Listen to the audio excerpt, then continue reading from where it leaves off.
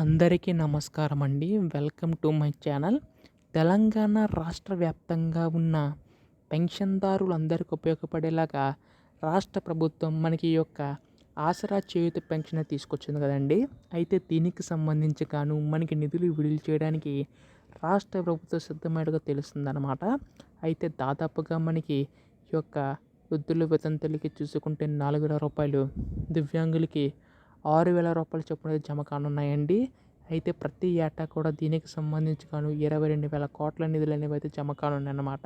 So అసలు ఈ నిధులన్నీ కూడా ఎప్పటి నుంచి జమ చేస్తారు అన్న దానిపై చాలామందికి అయితే సందేశం అయితే ఉందండి. ఈ వీడియోలో మొత్తంగా తెలుసుకుందాం ఎప్పుడు జమ చేస్తారో ప్రతిదీ కూడాని. అంతకంటే ముందు చాలామంది వీడియోని అయితే చూస్తున్నారు కానీ సబ్స్క్రైబ్ చేసుకోవడం లేదు. మీరు కనుక సబ్స్క్రైబ్ చేసుకుంటే నేను పెట్టే ప్రతి చిన్న లేటెస్ట్ అప్డేట్ కూడా మీకైతే ముందుగా తెలుస్తుందండి. అందుకోసం వెంటనే ఛానల్ సబ్స్క్రైబ్ చేసుకోండి. ఇంకా ఆలస్యం చేయకుండా వీడియోలోకి అయితే వెళ్ళిపోదాం. సో ముందుగా ఇక్కడ చూసుకున్నట్లయితే తెలంగాణ రాష్ట్ర ప్రభుత్వం మనకి పెన్షన్దారులందరికీ ఉపయోగపడేలాగా ఆసరా చేయూత పెన్షన్ తీసుకొచ్చింది కదండి. దాదాపుగా మనకి ఈ యొక్క వృద్ధుల వితంతులకి గత ప్రభుత్వంలో 2,000 రూపాయలు, దివ్యాంగులకి 3,000 రూపాయలు చొప్పున అందించేవారు కదా.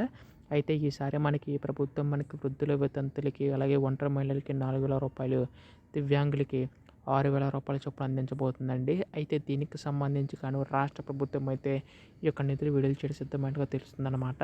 సో గత నెలలో కూడా చాలామందికి అయితే పెన్షన్లు అనేవి అయితే కట్ అయ్యాయి కదండి. సో వారికి కూడా ఈసారి ఇచ్చే అవకాశం ఉందండి. అయితే ముందుగా ఏ ఏ జిల్లాలకు జమ చేస్తారో అనే దానిపై చాలామందికి అయితే సందేశం అయితే ఉంది కదా. సో ఇక్కడ మనకు ముఖ్యంగా చూసుకున్నట్లయితే ముందుగా అన్ని జిల్లాలకి జమ చేస్తారండి. ప్రతి అదే జిల్లా అని చెప్పేసి ఉండదు.